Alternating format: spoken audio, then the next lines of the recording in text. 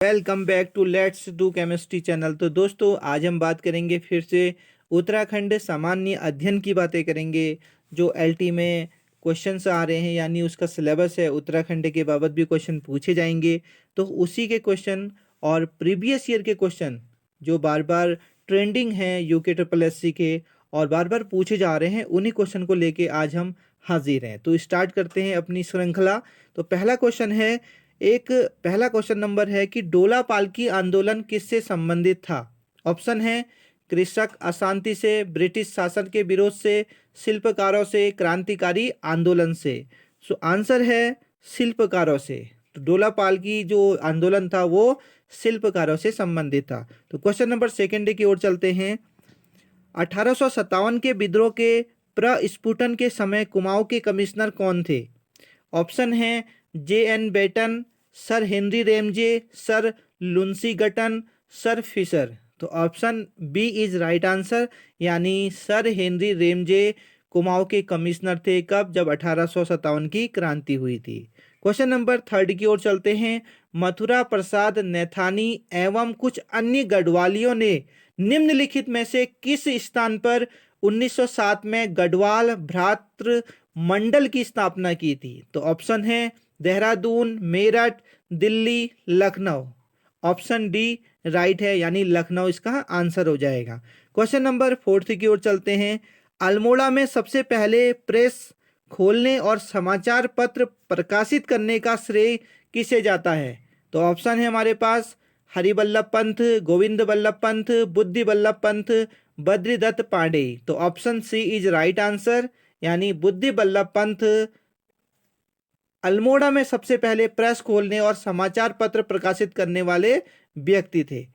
Fifth number के question देखिए, कौन कुर्मांचल केसरी के नाम से प्रसिद्ध हुआ है उत्तराखंड में।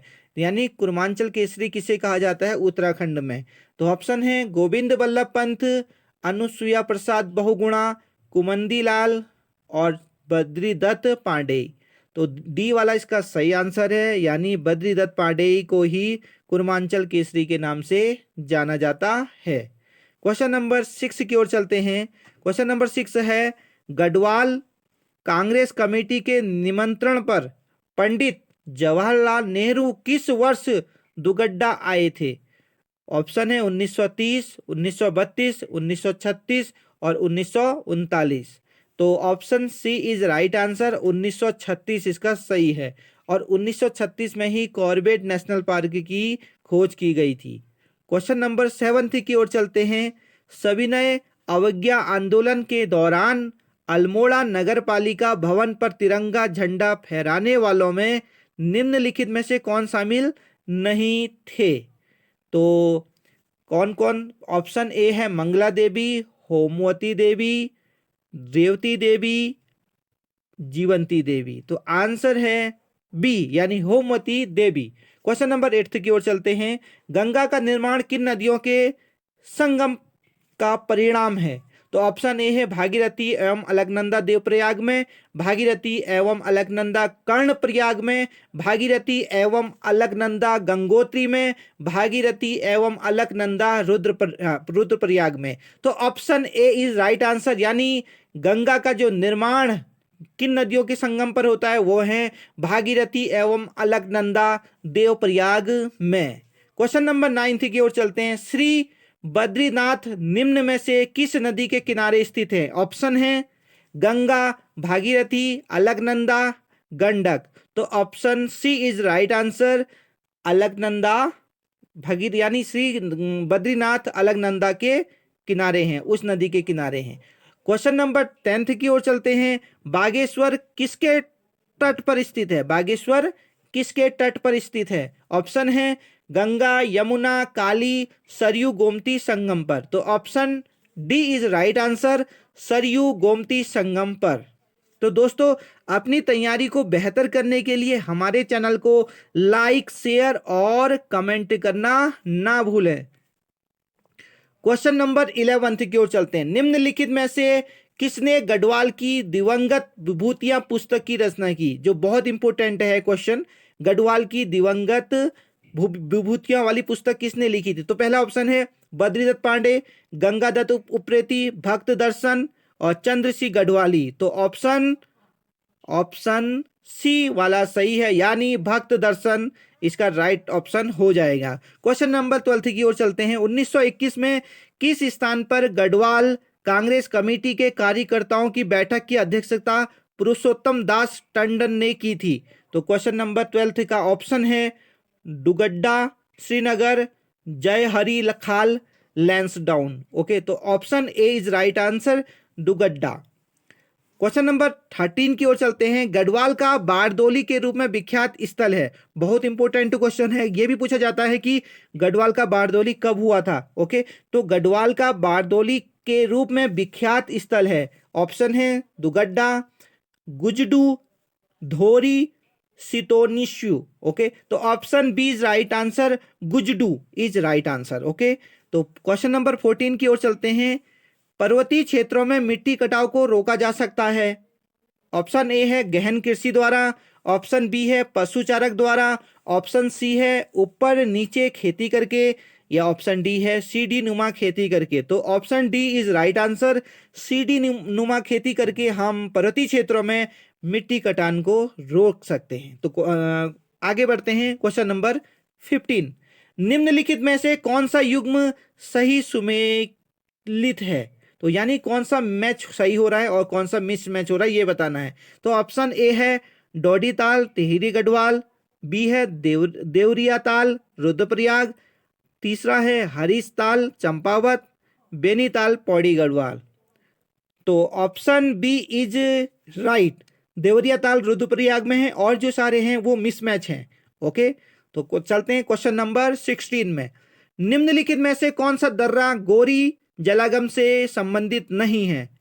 तो कौन सा दर्रा गोरी जलागम से संबंधित नहीं है? ऑप्शन है उंटाधुरा, बेलचाधुरा, मुलिंगला, लालमा, लालम पास दर्रा। तो option C is right answer, Mulingla जो दर्रा है वो गोरी जलागम से संबंधित नहीं है और जो सारे दर्रे हैं वो गोरी जलागम से संबंधित है। ऑप्शन क्वेश्चन नंबर 17 की ओर चलते हैं। क्वेश्चन नंबर 17 है, निम्नलिखित हिमनद एवं जनपद में से कौन सा युग्म सही सुमेलित नहीं है, यानी मिसमैच है, वो बताना है। तो पहला ऑप्शन है कफनी बागेश्वर में है, ये सही है। रालम पिथौरागढ़ में है, ये भी सही है।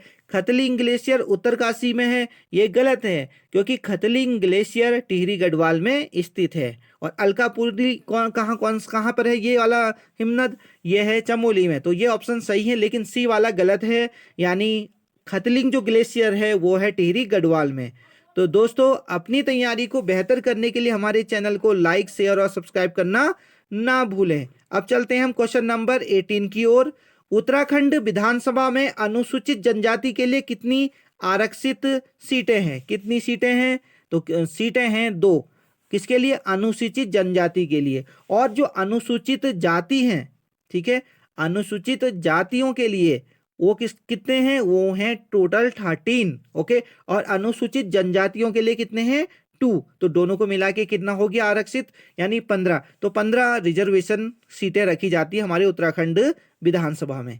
अब चलते हैं क्वेश्चन नंबर 19 की ओर। निम्न में से किस मुख्यमंत्री द्वारा उत्तराखंड में पंचायतों में महिलाओं का रिजर्वेशन यानी आरक्षण 33% से बढ़ाकर 50% किया गया? यानी किस मुख्यमंत्री ने जो पंचायत होती है हमारी उत्तराखंड में, उनमें महिलाओं का जो रिजर्वेशन था, जो उनका योगदान रहेगा, वो 33 से 50 किसने किया? तो ऑप्शन है विजय बहुगुणा, बी है भुवनचंद खंडूरी, सी है हरीश रावत, डी है नित्यानंद स्वामी। तो ऑप्शन बी सही हो जाएगा, भुवनचंद्र खंडूरी। अब चलते हैं क्वेश्चन नंबर 20 की ओर। उत्तराखंड विधानसभा के प्रथम मनोनीत सदस्य निम्न में से कौन थे? तो ऑप्शन पहला है Shri Russell Valentine Gardner, Sushri Karen Hilton Mayer, option C Shri Gagan Singh Rajwar, option D Haji Taslim Ahmad. तो उत्तराखंड विधानसभा के प्रथम मनोनीत सदस्य थे श्री रसेल वैलेंटाइन गार्डनर। अब चलते हैं क्वेश्चन नंबर 11 की ओर। 11 है नहीं सॉरी 21 है। 21 निम्न में से कौन उत्तराखंड के पहले मुख्यमंत्री थे? तो ऑप्शन है, ये क्वेश्चन तो बहुत इजी है, सुरजीत सिंह बरनाला, नित्यानंद स्वामी, नारायण दत्त तिवारी, गोविंद बल्लभ पंत। तो ऑप्शन बी सही हो जाएगा, नित्यानंद स्वामी। अब चलते हैं क्वेश्चन नंबर 22 की ओर। उत्तराखंड विधानसभा के प्रथम अध्यक्ष कौन थे? उत्तराखंड विधानसभा के प्रथम अध्यक्ष कौन थे? ऑप्शन है अजय भट्ट, बंशीधर भगत, प्रकाश पंत, गोविंद सिंह कुजवाल। तो ऑप्शन सी राइट आंसर है, प्रकाश पंत उत्तराखंड विधानसभा के प्रथम अध्यक्ष रहे थे। क्वेश्चन नंबर 23, उत्तराखंड से राज्यसभा में सदस्यों की संख्या कितनी है? तो राज्यसभा में 3 जाते हैं उत्तराखंड से और लोकसभा में 5 जाते हैं। कीप इन माइंड 5 और 3 का कॉम्बिनेशन है। क्वेश्चन नंबर 24 की ओर चलते हैं। जमींदारी उन्मूलन और भूमि सुधार अधिनियम उत्तराखंड में से निम्न में से किस वर्ष लागू किया गया? तो 2016, 2017, 2020 और 2021। तो जमींदारी उन्मूलन और भूमि सुधार अधिनियम उत्तराखंड में 2021 में लागू किया गया था। क्वेश्चन नंबर 25, उत्तराखंड में नंदा देवी शिखर की ऊंचाई क्या है? ऑप्शन ए है 7,816 मीटर, ऑप्शन बी है 7,756 मीटर, ऑप्शन सी है 7,355 मीटर, ऑप्शन डी है 7,120 मीटर। तो ऑप्शन ए सही हो जाएगा, यानी 7,816 मीटर नंदा देवी शिखर की ऊंचाई है। क्वेश्चन नंबर 26, भारतीय हिमालय की पश्चिम यानी पश्चिमी व पूर्वी सीमाएं क्या हैं? तो ऑप्शन ए है नंदा देवी व अन्नपूर्णा, ऑप्शन बी है नंगा पर्वत व नामचा बारुआ, ऑप्शन सी है मलाकू व त्रिशूल, ऑप्शन डी है केदारनाथ व शिलांग। तो option B is right answer, यानी नंगा पर्वत और नामचा बारुआ हिमालय की पश्चिमी व पूर्वी सीमाएं हैं। आज चलते हैं क्वेश्चन नंबर 27 की तरफ। निम्नलिखित यानी निम्नांकित जनपदों में से नंदा देवी शिखर किस में स्थित है? जो नंदा देवी शिखर है, जो सबसे ऊंचा है, जिसकी ऊंचाई अभी हमने पढ़ी थी 7,816 थी, वो कहाँ स्थित है, ये बात कही जा रही है। तो ऑप्शन है चमोली, पौड़ी गढ़वाल, टिहरी गढ़वाल, अल्मोड़ा। तो option A is right answer, यानी चमोली में नंदा देवी शिखर स्थित है।